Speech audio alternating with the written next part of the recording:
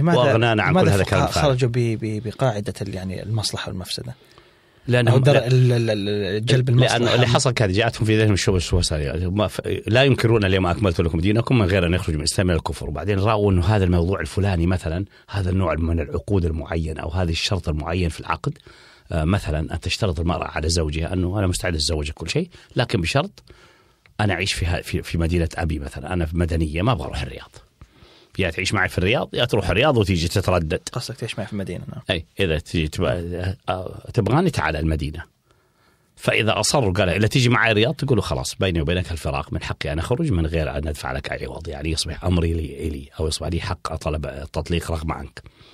نعم. هذا شرط ما نخبر بهذا الشكل المعين، اشتراط بلد معينة ما حصل عهد النبي صلى الله عليه وسلم. فقالوا دخلوا في أقيسة ومنع فيها، لأنه ما عرفوا أن القاعدة الأصل في الشروط. نعم في لفظ عام بالذات في شروط النكاح إن أول ما أوفيتم به من الشروط ما استحللتم به الفروج، ما في شك. ومع ذلك غمض على كثيرين، فاضطروا يروحوا الأمور قياسية وإلى آخره. وجدوا مثلا أنه في نص كتاب الله أنه من في رأسه أذى وقمل ونعرف فيه أو مرض أو هذا توجب الحلق أو ما لها علاج في ذاك الوقت إلا الحلق مثلا، يجوز له أن يحلق عمدا، طبعا يتعمد أنه يحلق بسبب الأذى في رأسه ويعمل كفارة المشهورة في الآية. هذا في الحج. نعم. في الحج وفي العمرة في الطريق ما دام محرما، لأنه متى ما أحرم خلاص لم يجوز له أن يحلق. بس لا يبطل حجه ولا عمرته ولكن يكفر بشرط أن يكون في رأسه أذى فهو معذور بالأذى ويحلق عمدا. فجاءوا قاسوا، تجد في المذاهب قياسات، تجد إذا فعل كذا عليه دم، إذا فعل كذا، كلها أشياء ليس لها أساس. هذا الأشياء اللي فعلها تجد أحيانا يكون فعلها ساهيا، إذا فعلها ساهيا ليس عليه شيء، لا يبطل حجه ولا عمرته سهو أيا كان الأمر. وإن كان فعلها عامدا فمعناه تعمد، يعني شخص تعمد أن يبطل إحرامه، فكيف تنقذ إحرامه بدم ما فرضه الله ورسوله؟ إحرامه بطل. إن كان يلحق يخرج خارجا ليتوب إلى الله ويخرج إلى حدود الحرم، إلى حدود الميقات ويحرم مرة أخرى ويدخل ويلحق عرفات لك الحاج أو ينشئ عمرة جديدة فبها ونعمت. وإذا لم يلحق راحت عليه خلاص، ضاعت عليه سفرته وضاعت عليه أمواله وهو اللي ضيع على نفسه. إذن العلماء يعني دخلوا في مرحلة الخشية وغيره يعني. لا أعتقد اللي حصل إنهم ظنوا أو ترف علمي دكتور. لا ما هو ترف علمي، ظنوا إنه في الشريعة فجوات وقالوا بما أنه الأحداث غير متناهية، هذه حجتهم الأحداث غير متناهية.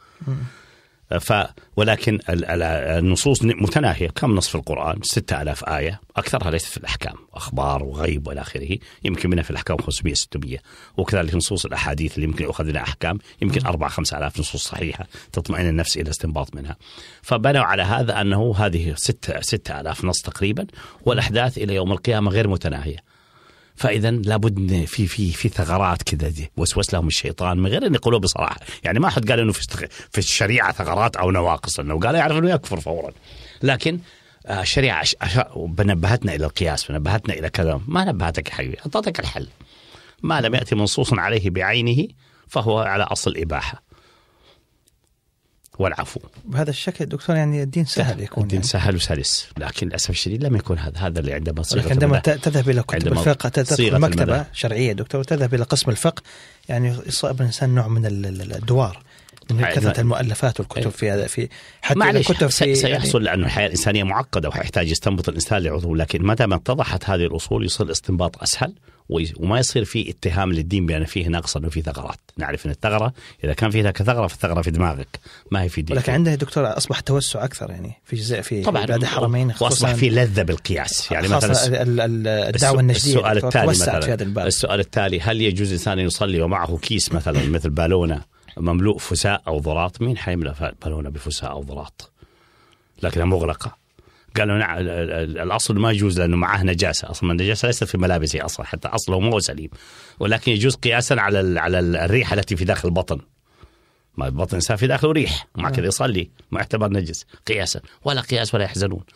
أصلا هذه ليس ما ندخل في هذه الأمور يا دكتور. كلام لا إذا تصير مثل أشبه في قسم من علم الرياضيات الألعاب الرياضية اللي هي المربعات السحرية وإلى آخره.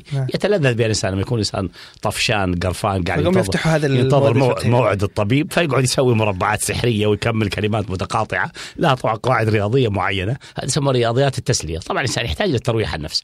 العالم يروح نفسه بهذه القضايا. فبعض الفقهاء من كثرة التلذذ بالفقه أصبح الفقه كذلك يعني يفرض الفرضيات الخيالية ولا هذه من باب التلذذ وكذا والتدريب العقلي. وبعضها لا معنى له وبعضها له معنى، لكن يعني لا يحصل إلا مرة يمكن كل 1,000,000 سنة. يعني مثلا يقول هل يعقل أن تكون امرأة مسلمة في ذمة 3 رجال في نفس اليوم؟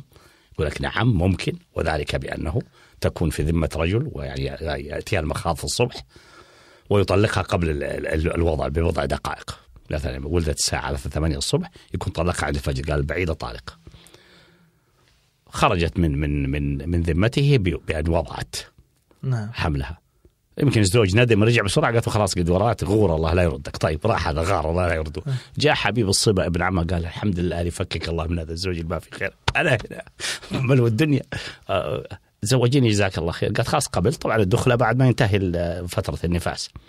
بعدين جاء قال لها يلا خلاص إن شاء الله بعد شهر نعمل هذه. أنا بحكي قصة كذا لطيفة عشان نفهمها السامع.